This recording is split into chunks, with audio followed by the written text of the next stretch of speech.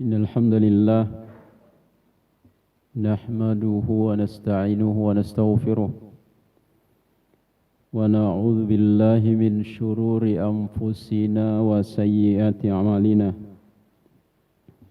من يهده الله فلا مضل له ومن يضلله فلا هادي له أشهد أن لا إله إلا الله وحده لا شريك له وأشهد أن محمدا عبده ورسوله اللهم صل على محمد وعلى آل محمد كما صليت على إبراهيم وعلى آل إبراهيم إنك حميد مجيد اللهم بارك على محمد وعلى آل محمد كما باركت على إبراهيم وعلى آل إبراهيم إنك حميد مجيد يا أيها الذين آمنوا اتقوا الله حق تقاته ولا تموتن إلا وأنتم مسلمون يا أيها الناس اتقوا ربكم الذي خلقكم من نفس واحدة وخلق منها زوجها وبث منهما رجالا كثيرا ونساء واتقوا الله الذي تساءلون به والأرحام إن الله كان عليكم رقيبا يا أيها الذين آمنوا اتقوا الله وقولوا قولا سديدا يصلح لكم أعمالكم ويغفر لكم ذنوبكم ومن يطع الله ورسوله فقد فاز فوزا عظيما أما بعد فإن أصدق الحديث كتاب الله وخير الهدي هدي محمد صلى الله عليه وعلى آله وسلم وشر الأمور محدثاتها وكل محدثة بدعة وكل بدعة ضلالة وكل ضلالة في النار Ikhwatal iman, ma'asyiral muslimin, jamaah salat Jumat yang dimuliakan oleh Allah Subhanahu wa taala. Alhamdulillah, senantiasa lisan kita bahasa dengan tahmid, bahasa dengan takbir, tasbih dan zikir-zikir yang lainnya sebagai bukti kesyukuran kita kepada Allah Subhanahu wa taala yang melimpahkan kepada kita berbagai nikmat dan karunia-Nya yang tak mungkin bisa kita hitung. Semuanya itu diberikan kepada kita secara cuma-cuma dan tidak pernah Allah Subhanahu wa taala menuntut balasan atas itu kecuali Ia minta kepada kita agar kita tunduk kepadanya, kita Islam dan kita melaksanakan ibadah dan kewajiban-kewajiban kepadanya. Kewajiban-kewajiban itu pun bukan untuk keuntungan Allah, dan kewajiban yang kita tunaikan tidak akan meninggikan derajatnya Allah Subhanahu wa taala sedikit pun. Sebagaimana ketika kita durhaka tidak akan menurunkan derajat Allah sedikit pun. Tetapi justru ketika kita berislam, ketika kita taat kepada Allah akan meningkatkan derajat kita. Dan sebaliknya ketika kita tidak taat akan menurunkan dan merendahkan derajat kita serendah-rendahnya. Semoga kita pada hari yang mulia ini termasuk di antara orang yang bersyukur kepadanya dan diangkat derajatnya oleh Allah Subhanahu wa taala setinggi-tingginya dengan iman, dengan hati kita senantiasa dipenuhi dengan keimanan yang kemudian dengan itu mendorong untuk kita datang memenuhi masjid yang mubarakah ini untuk menunaikan kewajiban dan ketaatan kepadanya. Jamaah Jumat yang dimuliakan oleh Allah Subhanahu wa taala, di dalam surat 16, surat An-Nahl, surat Lebah, ayat 120, Allahu Jalla Jalaluhu berfirman, Inna Ibrahima kana ummah. Sesungguhnya Nabi Ibrahim itu adalah seorang umat, qanitan lillahi hanifa, senantiasa taat kepada Allah dan senantiasa berlaku lurus, walam yaku minal musyrikin, dan Nabi Ibrahim itu tidak termasuk orang yang musyrik. Syakiran li an'umih, beliau senantiasa bersyukur dengan nikmat-nikmat Allah Subhanahu wa taala. Ijtabahu wa hadahu ila siratim mustaqim. Dengan itu Allah memilihnya dan Allah memberinya petunjuk kepada jalan yang lurus. Wa atainahu fid dunya hasanah, dan kami, kata Allah Subhanahu wa taala, memberikan kepadanya hasanah di dunia, kebaikan di dunia. Wa innahu fil akhirati laminas solihin, dan di akhirat Nabi Ibrahim itu termasuk orang-orang yang soleh.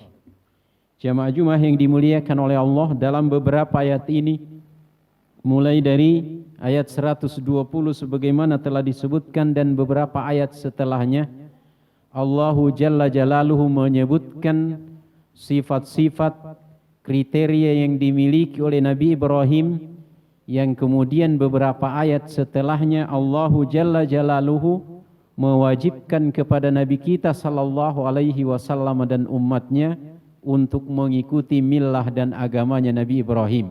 Wa auhayna ilaika anittabi'a millata Ibrahim hanifa, kami wahyukan kepadamu wahai Muhammad agar engkau mengikuti millah dan agamanya Nabi Ibrahim. Ikhwatal iman jamaah Jumat yang dimuliakan oleh Allah Subhanahu wa taala. Kembali kepada ayat 120 bahwa Allahu Jalla Jalaluhu menyatakan inna Ibrahim kana ummah. Sesungguhnya Nabi Ibrahim itu termasuk seorang umat.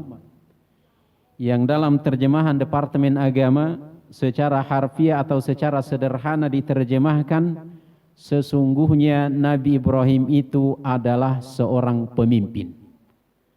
Namun jamaah sekalian yang dimuliakan oleh Allah Subhanahu wa taala, perlu kita camkan dan harus kita perhatikan bahwa di dalam Al-Quran tidak pernah ada seorang nabi pun yang disebut oleh Allah kana ummah, dia itu adalah seorang umat, kecuali Nabi Ibrahim. Dan disebutkan oleh para ahlul ilmi bahwa Nabi Ibrahim ini adalah Abul Anbiya, bapaknya para nabi. Kalau Nabi Adam disebutkan Abul Bashar. Lalu kemudian mengapa Nabi Ibrahim ini disebutkan Abul Anbiya, bapaknya para nabi? Ada beberapa alasan. Di antara alasan itu adalah terbagi dua para ulama dalam hal ini menafsirkan hal itu. Yang pertama, menyatakan bahwa umumnya nabi yang diutus setelah Nabi Ibrahim adalah dari keturunan Nabi Ibrahim. Yang lainnya mengatakan semua nabi yang diutus setelah Nabi Ibrahim adalah dari keturunannya Nabi Ibrahim, lalu kemudian beliau disebut dengan Abul Anbiya, bapaknya para nabi. Di dalam ayat ini Allahu Jalla Jalaluhu yang menyebutkan sendiri dalam kitabnya bahwa Nabi Ibrahim itu adalah seorang umat, yang oleh para ahli tafsir, di antaranya Sa'di Ibnu Katsir, Imam Al-Qurtubi dan yang lainnya, menyebutkan bahwa kata umat dalam hal ini, mengapa disebutkan Nabi Ibrahim itu sebagai seorang umat? Di antaranya sebagaimana kata As-Sa'di, beliau mengatakan bahwa jami'an li khisalil khair. Beliau Nabi Ibrahim ini adalah mengumpulkan semua sifat-sifat kebaikan. Hadian muhtadian. Beliau itu mendapat petunjuk dan dicontoh manusia yang lainnya dalam mendapat petunjuk tersebut. Subhanallah. Tafsiran yang lainnya yang juga diangkat oleh para ahli tafsir, mengapa beliau ini kemudian disebutkan seorang umat? Karena beliau berdakwah ketika kepada tauhid, ketika orang-orang di sekitarnya semuanya menyekutukan Allah Subhanahu wa taala. Beliau tampil dengan seorang diri, menyatakan bahwa yang berhak diibadahi dengan benar itu hanya Allah Subhanahu wa taala, dan kita tidak beribadah kepada bulan, kepada matahari, kepada bintang dan kepada yang lainnya. Semua ibadah itu wajib hukumnya ditujukan hanya kepada Allah Subhanahu wa taala, dan beliau mendakwahkan kepada seluruh umat manusia kepada waktu itu, termasuk di antaranya kepada raja yang berkuasa saat itu, termasuk di antaranya kepada ayah beliau, dan beliau memaklumkan dan mengumumkan kepada seluruh umat manusia. Di dalam surat Al-Mumtahinah atau Al-Mumtahanah disebutkan, inna bura'a'u minkum, kami berpaling dari kalian dan dari apa yang kalian ibadahi selain Allah Subhanahu wa taala. Selain itu ikhwatal iman a'azzanallahu jami'an, mengapa disebutkan alasan yang lainnya mengapa disebutkan Nabi Ibrahim ini sebagai seorang umat? Karena satu-satunya manusia sebelum dakwahnya diikuti yang lainnya, satu-satunya manusia yang bertauhid kepada Allah Subhanahu wa taala adalah Nabi Ibrahim, sehingga kemudian beliau disebutkan dalam ayat itu, inna Ibrahim kana ummah, sesungguhnya Nabi Ibrahim itu adalah seorang umat. Jamaah Jumat yang dimuliakan oleh Allah Subhanahu wa taala, yang terpenting bagi kita adalah bahwa Nabi Ibrahim ini sebagaimana telah disebutkan satu-satunya manusia yang bertauhid di masanya ketika orang lain menyekutukan Allah Subhanahu wa taala. Dan perhatikan bahwa Nabi Ibrahim ini menyampaikan tauhid, mendasari seluruh kegiatannya dengan tauhid kepada Allah Subhanahu wa taala. Setelah itu beliau menyampaikan kepada umat manusia yang ada di sekitarnya. Dan kemudian perhatikan ikhwatal iman a'azzanallahu jami'an, bukan hanya beliau mengkaji tauhid itu di masjid-masjid kalau seandainya ada masjid ketika itu, dan beliau sendiri yang membangun Ka'bah ketika itu, di tempat-tempat ta'lim, di tempat-tempat majelis ilmu, tetapi beliau turun ke lapangan, beliau memantau dan beliau melihat, memeriksa dan beliau membasmi hal-hal yang dapat merusak tauhid dan yang menimbulkan kesyirikan, di antaranya berupa berhala-berhala yang ada ketika itu. Beliau membasmi dan beliau membersihkannya dari tengah masyarakat, karena itu dapat mengganggu dan dapat menodai tauhid umat manusia. Dan perhatikan ikhwatal iman a'azzanallahu jami'an, meskipun kisah Nabi Ibrahim ini umumnya hanya diangkat pada saat Idul Adha misalnya, atau saat-saat tertentu, kita ingin menyatakan bahwa ketika para ulama berbicara masalah ilmu, di antara yang diangkat adalah Nabi Ibrahim. Berbicara masalah dakwah yang diangkat adalah Nabi Ibrahim. Berbicara masalah tauhid yang diangkat adalah Nabi Ibrahim. Yang berbicara tentang ekonomi yang diangkat adalah Nabi Ibrahim. Berbicara tentang kepemimpinan yang diangkat adalah Nabiullah Ibrahim. Berbicara tentang birrul walidain diangkat adalah Nabi Ibrahim. Berbicara tentang seorang pendidik yang sukses dan orang tua yang sukses yang diangkat adalah Nabiullah Ibrahim. Sehingga sewajar-wajarnya kalau Allah tabaraka wa ta'ala kemudian mengatakan inna Ibrahim kana ummah. Dan perhatikan ikhwatal iman a'azzanallahu jami'an, beliau sekali lagi tidak hanya menganjurkan dan tidak hanya mengkaji tauhid itu di majlis-majlis ilmu, tetapi perhatikan bahwa tauhid itu muncul menerangi rumah tangga beliau, bahwa tauhid itu muncul menerangi masyarakat beliau, bahwa tauhid itu muncul menerangi pendidikan beliau, bahwa tauhid itu muncul menerangi masyarakat dan kepemimpinan beliau.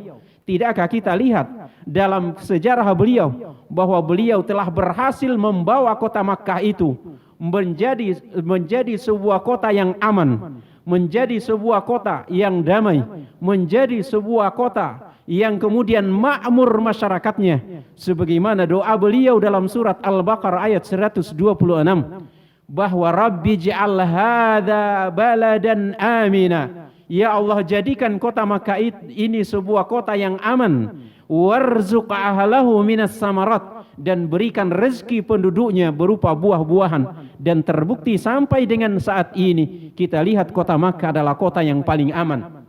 Mungkin Anda orang yang mengatakan, kalau dia aman mengapa di sana masih ada copet misalnya, masih ada ini itu dan lain sebagainya. Kita ketahui bahwa meskipun di sana memang betul ada kejahatan yang terjadi, tetapi bandingkan dengan kota-kota yang lainnya, satu kejahatan yang terjadi di sana mungkin sudah ratusan kalau tidak ribuan yang ada di kota lain. Meskipun kota itu termasuk negara superpower misalnya, yang kemudian menjamin masyarakatnya dengan keamanan ini, keamanan itu dan lain sebagainya, tetapi tidak ada nilainya, atau tidak ada nilainya sama sekali dibandingkan dengan kota-kota yang lain yang kemudian menyatakan kota besar, kota maju, tetapi ternyata penipuan di sana ada, penjamretan di sana ada, begal di sana ada dan lain sebagainya. Sampai yang terakhir pun kita ketahui, termasuk di antaranya dalam mengatasi virus corona.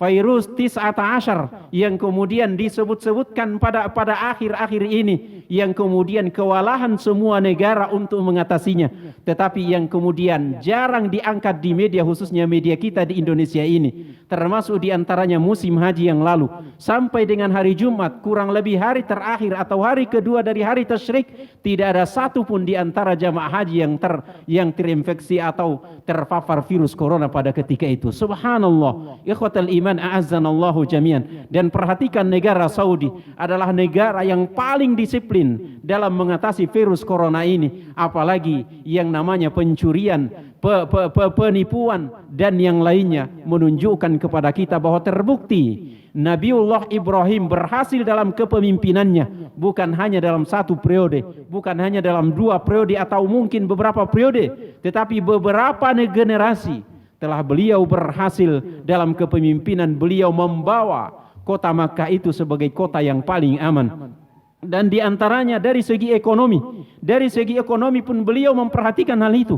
Beliau tidak hanya kemudian membahas tauhid dan itu dari awal sampai akhir hidupnya, akan tetapi beliau pun memunculkan bahwa ternyata seperti itu negara yang berlandaskan tauhid kepada Allah Subhanahu wa taala, yang kemudian membawa kemakmuran lahir dan batin kepada seluruh penduduknya, dan sampai kepada pendidikan misalnya, kepemimpinan dan juga yang lainnya. Beliau telah berhasil mencontohkan sebagai seorang nabi yang bertauhid kepada Allah Subhanahu wa taala, yang kemudian seluruh lini kehidupan yang ada di masyarakat itu kemudian terwarnai dengan dakwah tauhid yang beliau telah dakwahkan. Ikhwatal iman, a'azzanallahu jami'an. Oleh sebab itu perlu kita camkan beberapa hal. Yang pertama, bahwa tauhid yang kita dakwahkan itu tidak cukup hanya di masjid, tidak cukup hanya di tempat-tempat ta'lim dan lain sebagainya, tetapi tauhid itu harus muncul dalam perilaku kita, harus muncul dalam muamalah kita, harus muncul dalam tutur kata kita, harus muncul dalam kelembutan kita bersama dengan orang-orang yang ada di sekitar kita, harus muncul dalam kelembutan kita bertutur kata, membimbing anak-anak kita, membimbing saudara-saudara kita, dan kemudian kita dalam bekerja sama harus muncul mewarnai tauhid itu, bahwa kita harus hidup berkasih sayang antara sesama kita. Jangan kemudian gontok-gontokan, saling menyalahkan dan lain sebagainya. Di sisi lain kita harus mengajarkan dan kita harus menerima kebaikan dari siapapun kebaikan itu ada, kalau dalilnya jelas dan benar berdasarkan Al-Quran dan juga hadis-hadis sahih dari Nabi sallallahu alaihi wa ala alihi wasallam. Selain itu, ikhwatal iman, a'azzanallahu jami'an, di sisi lain yang harus kita camkan, bahwa tidak mungkin kita mencapai ketenangan lahir dan batin, tidak mungkin kita mencapai kemakmuran yang hakiki, ketenangan yang hakiki, kalau negeri kita itu tidak didasarkan pada tauhid. Mungkin di sana banyak teori, mungkin di sana ada teori bernegara seperti ini, ada kerajaan, ada jumhuriyah, republik, ada yang lain-lainnya dan lain sebagainya, tetapi ketahuilah bahwa dari sekian teori bernegara itu, kalau tidak ada tauhid yang mendasarinya, maka tidak akan mungkin membawakan kedamaian, tidak akan mungkin membawakan kebahagiaan yang hakiki lahir dan batin kalau tidak didasarkan pada tauhid. Sejauh apapun kemajuan duniawi yang kita miliki, tetapi kalau tidak didasarkan pada tauhid, terkadang kita sudah mencapai 10, kita ingin yang 1000. Terkadang kita mencapai 1000, tetapi kita ingin yang 1.000.000 dan lain sebagainya. Tetapi orang yang bertauhid akan mencapai kebahagiaan bagaimanapun kondisi hidup yang mereka hadapi. Ikhwatal iman, a'azzanallahu jami'an. Maka sekali lagi, tauhid itu harus muncul dalam kepemimpinan kita, sebagaimana Nabi Ibrahim telah berhasil membawa kota Makkah, dan sampai sekarang ini dimanapun negeri yang berdasarkan tauhid akan terwarnai dengan dakwah tauhid yang diawali dulu atau dilanjutkan oleh Nabi Ibrahim dari nabi-nabi yang sebelumnya. Yang masalah ekonomi, kalau tidak didasarkan pada tauhid, itu tidak akan mungkin membawa kebahagiaan lahir dan batin, dunia dan akhirat. Mungkin ada kesuksesan tetapi kesuksesan semu, mungkin ada kebahagiaan tetapi kebahagiaan semu. Di balik itu mungkin ada azab yang menunggu kita kalau tidak kita mendasari ekonomi kita itu dengan tauhid. Ekonomi yang berdasarkan perintah Allah dan Rasulnya, tidak berdasarkan riba, tidak berdasarkan kezaliman, tidak berdasarkan penipuan, tidak berdasarkan saling menindak satu dengan yang lain, menginjak satu dengan yang lain. Kalau ini yang terjadi dalam perekonomian kita, maka ketahuilah bahwa tidak mungkin Islam yang kita gadang-gadang sebagai rahmatan lil alamin tidak akan kunjung muncul. Mengapa? Karena dasarnya tidak kita perbaiki dan dalam kita menjalaninya tidak sesuai dengan petunjuk Allah dan Rasulnya. Demikian pula dalam kepemimpinan, demikian pula dalam pendidikan, dan dalam hal-hal yang lainnya tidak akan mungkin terjadi kalau kita tidak mendasari dengan tauhid kepada Allah Subhanahu wa taala. Di sisi lain, kalau kita mendakwahkan tauhid, berarti tauhid itu harus muncul dalam tutur kata kita, harus muncul dalam muamalah kita dengan sesama manusia, harus muncul dalam seluruh lini kehidupan kita. Jangan kemudian kita mendakwahkan tauhid di lisan kita, tetapi batin kita selalu suudzon kepada orang lain. Batin kita tidak pernah mendoakan sesama kita, tidak pernah mendoakan kebaikan untuk tetangga kita, tidak pernah mendoakan kebaikan untuk murid kita, untuk guru-guru kita. Sementara kita mengatakan bahwa saya bertauhid. Orang bertauhid itu senang berbuat baik, senang bersedekah, senang memberikan nasihat dengan lembut, senang bermuamalah dengan orang lain yang menguntungkan orang lain, bukan hanya menguntungkan dirinya sendiri, menguntungkan orang lain. Kalau perlu kita memberikan nasihat, kita memberikan ilmu demi kesuksesan orang lain, bukan semata-mata kesuksesan diri kita. Tetapi ketahuilah bahwa kesuksesan itu akan bisa kita bagi kepada orang lain manakala diri kita sudah mencontohkan kesuksesan kita di atas tauhid kepada Allah Subhanahu wa taala. Semoga Allah Jalla Jalaluhu menyatukan hati kita di atas tauhid, sehingga tauhid itu yang kemudian membawa perekonomian, yang membawa kemakmuran kepada seluruh rakyat, membawa pendidikan yang mencetak generasi yang soleh dunia dan akhirat, berbakti kepada kedua orang tuanya, dan kemudian berbuat baik kepada seluruh umat manusia yang ada di sekitarnya, dan kemudian senantiasa menyebarkan kebaikan kepada seluruh umat manusia dimanapun ia berada. Semoga dengan itu insyaallah ta'ala tauhid, Al-Quran yang kita kaji, hadis Nabi SAW yang kita baca dapat terrealisir dalam kehidupan kita, dan bukan hanya sebatas ilmu yang ada di benak kita, tetapi tidak ada wujudnya dalam kehidupan kita. Aqulu qawli hadha wa astaghfirullahal azim li wa lakum wastaghfiruhu innahu huwal ghafurur rahim.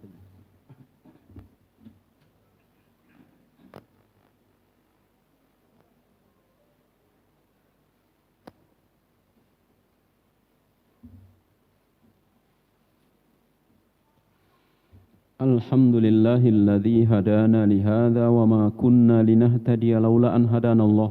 Ashhadu an la ilaha illallah wahdahu la syarikalah wa ashhadu anna Muhammadan abduhu wa rasuluh. Wassalatu wassalamu ala Rasulillah wa ala alihi wa ashabihi wat tabi'ina lahum bi ihsanin ila yaumiddin. Amma ba'du fa ya ayyuhal muslimun al hadirun, usikum wa iyaya nafsi bitaqwallah. فإن الله مع الذين اتقوا والذين هم محسنون وأحثكم على طاعته لعلكم ترحمون. اللهم صل وسلم وبارك على محمد. اللهم اغفر للمسلمين والمسلمات والمؤمنين والمؤمنات الأحياء منهم والأموات إنك سميع قريب مجيب الدعوات ويا قاضي الحاجات.